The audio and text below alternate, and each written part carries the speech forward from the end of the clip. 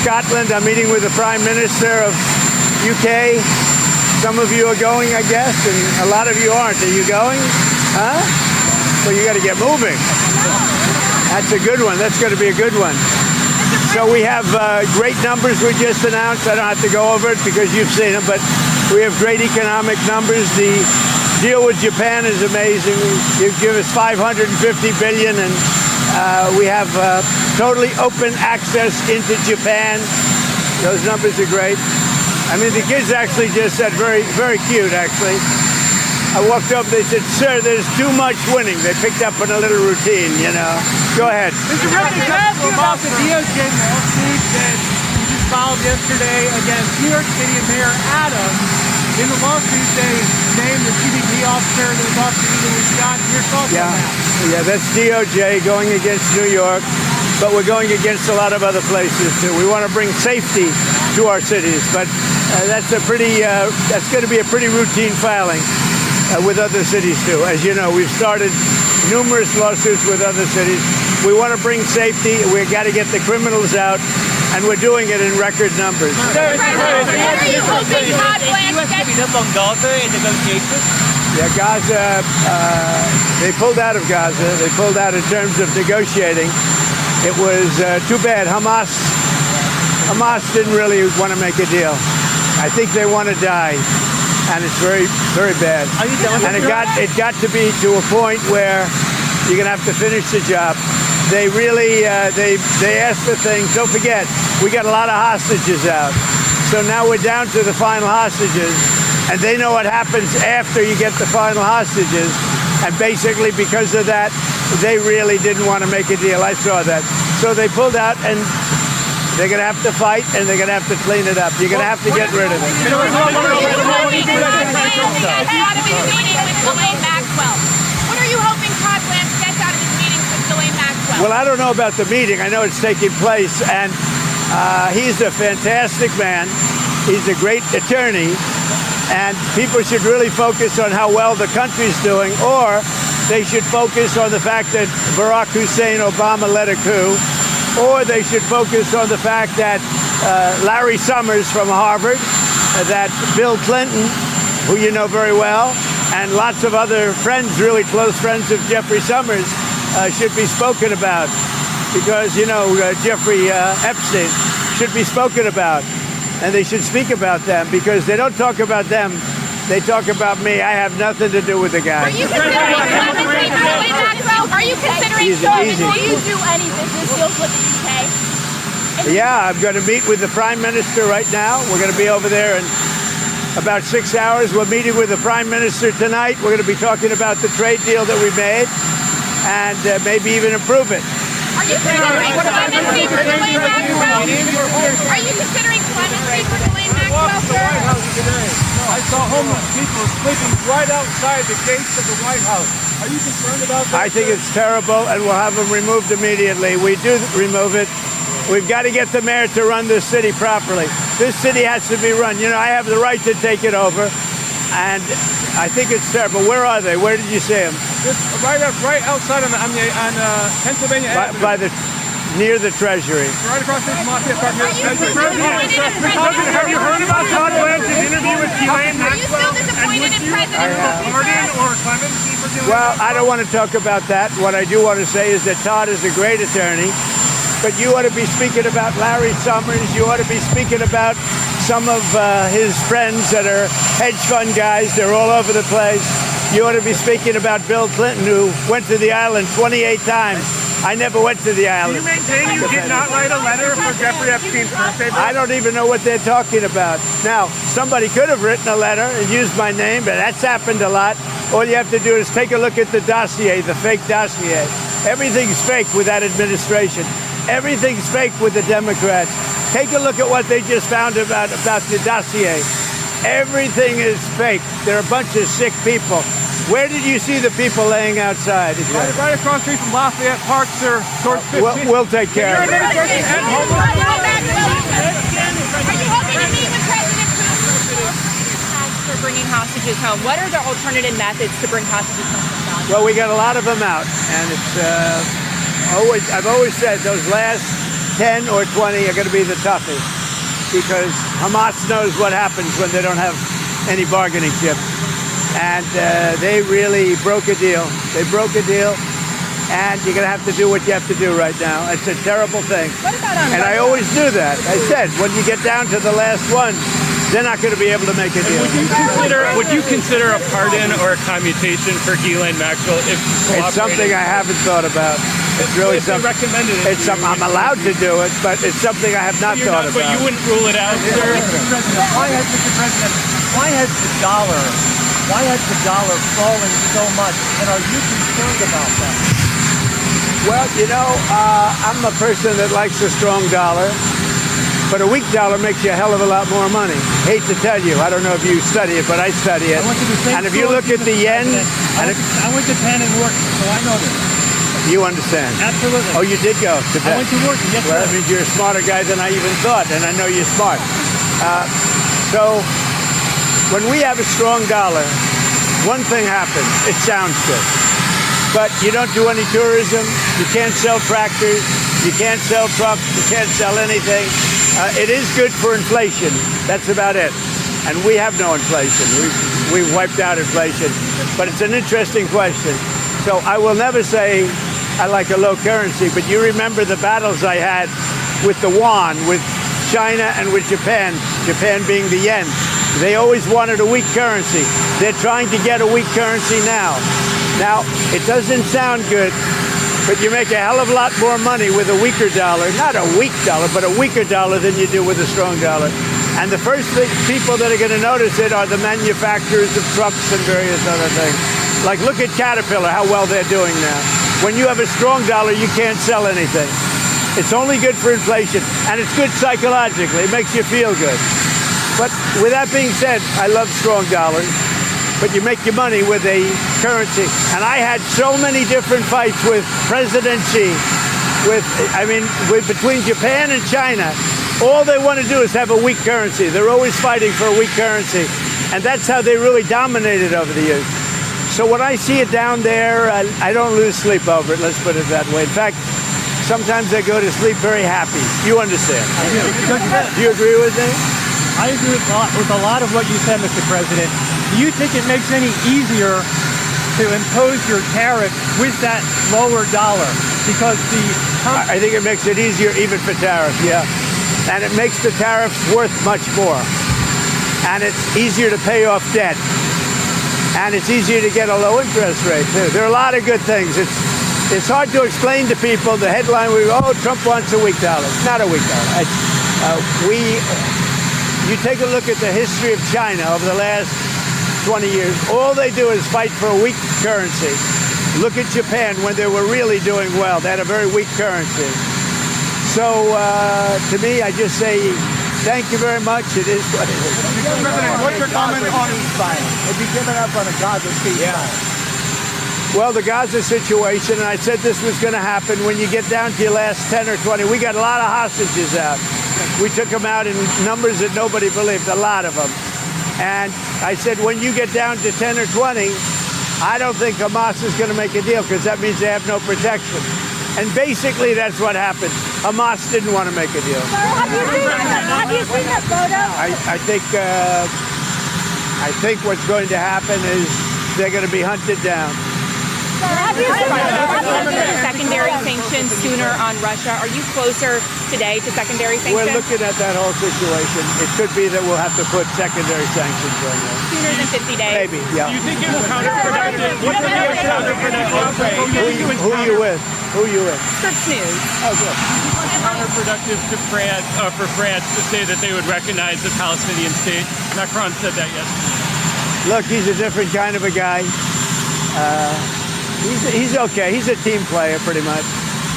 But here's the good news. What he says doesn't matter. You know, it's not going to change it. Well, he made a statement, France, Macron. His statement doesn't carry any weight. He's a very good guy. I like him, but that statement doesn't carry weight. How important is a trade deal with the EU? I would say that we have a 50-50 chance, maybe less than that, but a 50-50 chance of making a deal with the EU. And it'll be a deal where they have to buy down their tariffs, because they're right now at 30%. And they'll have to buy them down, maybe, or they could leave them the way they are. But they want to make a deal very badly. I would have said we have a 25% chance with Japan, and they kept coming back, and we made a deal, and the deal is, don't forget, Japan's putting up $550 billion. It's a lot of money. And also paying tariffs. The biggest part of the Japan deal, and maybe we get this with EU, maybe we don't, is that we have the right to go in and trade. We have the right. They've totally opened Japan to just to the U.S. That's, to me, the biggest part of the deal. What level of tariff are you looking Nuclear for? disarmament. You said repeatedly you would like to see further nuclear arms reductions between the United States I and would like to Russia. see that. But the New START treaty is expiring in about 6 months, and it cannot be legally extended. That's a problem. That's a problem for the world. Create a new one. It's a problem for the world. You know, we have restrictions, and they have restrictions, as you know, on nuclear. That's not an agreement you want expiring. We're starting to work on that, but that is a big problem for the world. When you take off nuclear restrictions, that's a big problem for the world. What level of tariff are you looking for?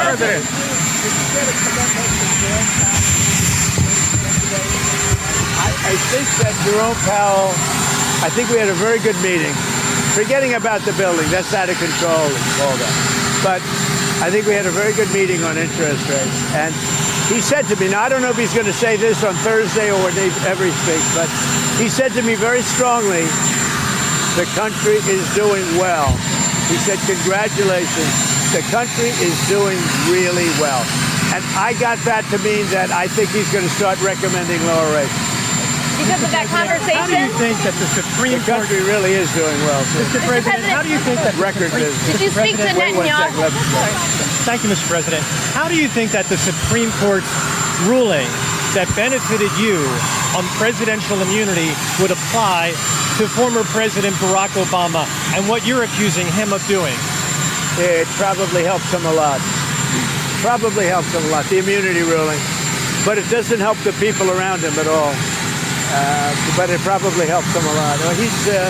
He's done criminal acts, there's no question about it. But he has immunity, and it probably helps him a lot. A trade agreement you're looking to find He too. owes me big. Obama owes me big.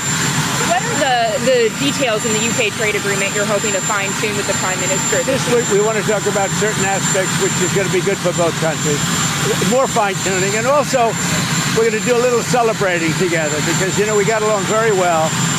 UK's been trying to make a deal with us for like 12 years and haven't been able to do it. We got it done. He's doing a very good job, good Prime Minister, good guy. We really get along very well. So we're going to meet at Turnberry and we're going to meet at Aberdeen. So two beautiful places. Is there wiggle room in steel and aluminum if they were to budge on digital services tax? Say it.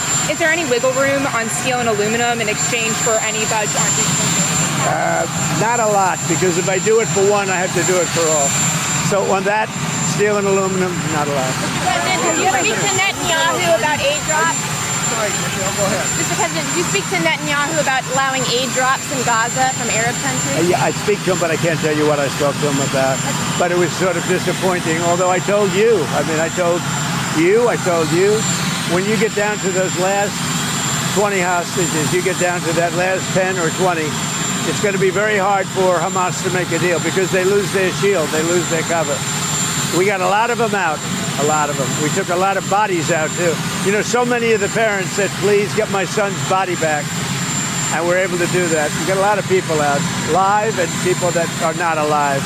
But it was very important to the parents to get their son back, even though they knew their son was dead. Are you going to be able to get the Open Championship back to Turnberry? I think they will do that, yeah. They want, Turnberry's rated the #1 course in the world. I think they'll do that, yeah. And are you going to talk to anybody No, about I'm not going to. that? It's not about that. I'm going to see it for the first time in years. You were there the last time we went. That's pretty good, right? No, it's the best resort in the world, I think, at Turnberry, and it's one of the greatest courses in the world. We're going to see it. We're going to have, I believe, dinner at Turnberry, with the Prime Minister. Then we're going to go to the oil capital of Europe, which is Aberdeen, and we're going to have lunches there. We're going to have a good time. I think the Prime Minister and I get along very well. And you're going to see the Scottish leader too, right? Swinney, John Swinney. I am. What's that about? Well, we have a lot of things in Scotland. I have a lot of love. My brother was born in Scotland, and he's a good man. The Scottish leader is a good man, so I look forward to meeting him. That's all set up, right? Tariff Day is exactly 1 week from today, August the 1st. What do you expect between now and next Friday as it relates to your deadline? When you say tariff, not Paris. Tariff. Tariff. I think you said Paris Day. No, Tariff Day. Well, most of the deals are finished right now. They're finished because we're just going to charge a certain tariff. A lower tariff that I could get. I don't want to hurt country. But we're going to send a letter out sometime during the week. And it's basically going to say you're going to pay 10%, you're going to pay 15%, you're going to pay maybe less. I don't know. But Australia was great. They opened up beef yesterday for the first time ever. And they did it. We didn't know about it. We asked them to do it, and all of a sudden we got a word that they wanted. So obviously they're looking to do something. But Australia. So August 1st is going to come, and we will have most of our deals finished, if not all. We haven't really had a lot of luck with Canada. I think Canada could be one where they'll just pay tariffs, not really a negotiation. We're working very diligently with Europe, the EU, which covers a lot of territory, a lot of countries, and that's the big one right now. We have the confines of a deal with China. Well, we haven't really. We don't have a deal with Canada. We haven't been focused on it. When you send out those letters, Mr. President, when you send out those letters, do you believe that will bring some certainty to the financial markets? Because then they will know. No. When those letters go out, they're a page and a half. That means they have a deal. It's done. They pay that tariff, and that is a contract essentially. And they can come into the country. They're going to pay a tariff. I'm going to keep it minimal. I'm going to keep it. I'm not looking to hurt countries. I could do that too, but I'm not looking to do that. But when that letter goes out, that's a deal. And we'll be sending maybe close to 200 of those letters out. Don't forget, we have a lot of countries. So we're going to be sending out almost 200 of those letters. But once those letters go out, there we have a deal. Now, we sent one to Japan, we sent one to EU, and they came back and negotiated a deal. I think EU has got a pretty good chance of making a deal. With all of that revenue coming in, Mr. President. A lot of money. A lot of money. Our country was a dead country. It was a dead country 1 year ago. Now we have the hottest country anywhere in the world. And don't you feel it? Mr. President, with all of that revenue coming in tens of billions of dollars, do you think there's the possibility of a rebate to the American public in terms of all of that money? We're thinking about that, actually. We have so much money coming in. We're thinking about a little rebate, but the big thing we want to do is pay down debt. But we're thinking about a rebate. That's a very good question. You just made a lot of news. We're thinking about a rebate because we have so much money coming in from tariffs that a little rebate for people of a certain income level might be very nice. Allowing enough humanitarian aid into Gaza. Do you think Israel is allowing enough humanitarian aid? Being blocked by a lot of people. People don't know this, and we didn't certainly get any acknowledgement or thank you, but we contributed $60 million to food and supplies and everything else. We hope the money gets there because, that money gets taken, the food gets taken. We're going to do more, but we gave a lot of money. We gave a majority of the money, and the sad part is that no other country other than us gives anything. Have you spoken to Michael Watley about running for that North Carolina? I have, yeah. And will he run, do you think? I think he will. There are teacher shortages, so what can be done to get... Are you from North Carolina? My father lives there.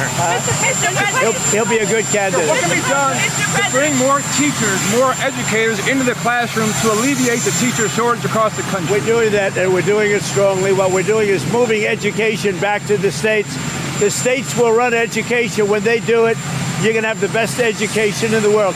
We'll have 35 or 40 states where it will be as good as Sweden, Norway, Denmark, the top 5 or 6 countries. How do you attract the top talent, the top teachers to get into the classroom? We're going to get them. We already have them. When we go back to the states with education, you're going to see a big difference. Mr. President, what do you consider Ghislaine Maxwell? Is that on the table?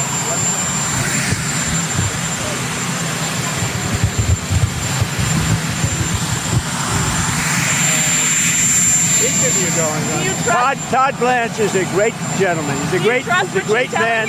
Who's a great lawyer. He's got a great heart.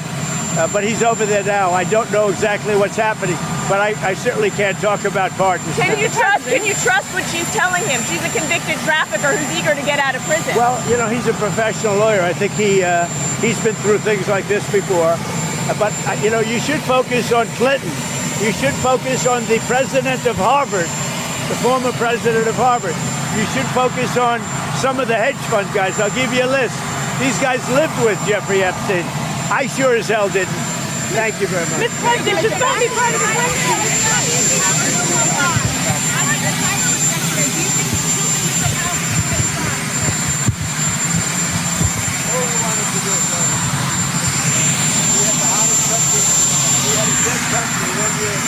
Now we have the hottest country in the world. All I want him to do is lower interest rates, because that'll take care of the housing. The housing is a little bit slower than everything else. Everything we're 100% up, but the housing, because his rate is too high. If he lowers it, you're going to see housing boom on top of it. We've got the hottest country in the world.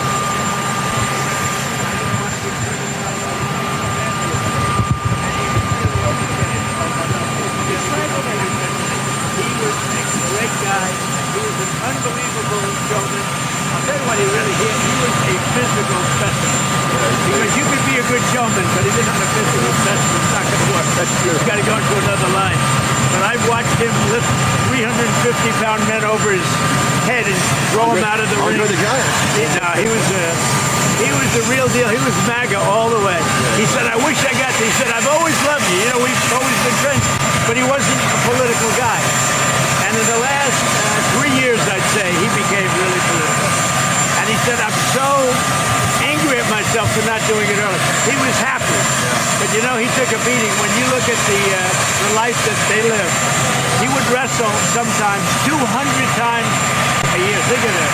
I say, what do you wrestle every weekend? No, he said, sometimes you wrestle every night.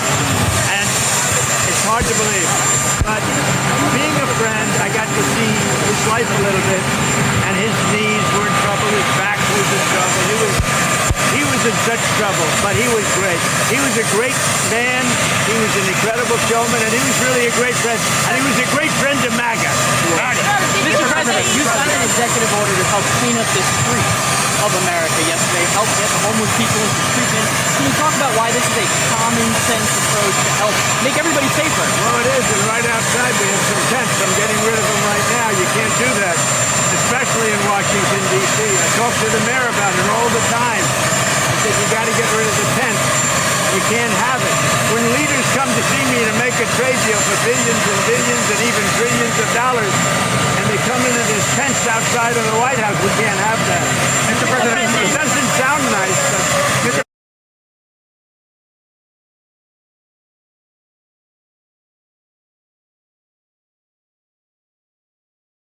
but it's going to happen, but it should happen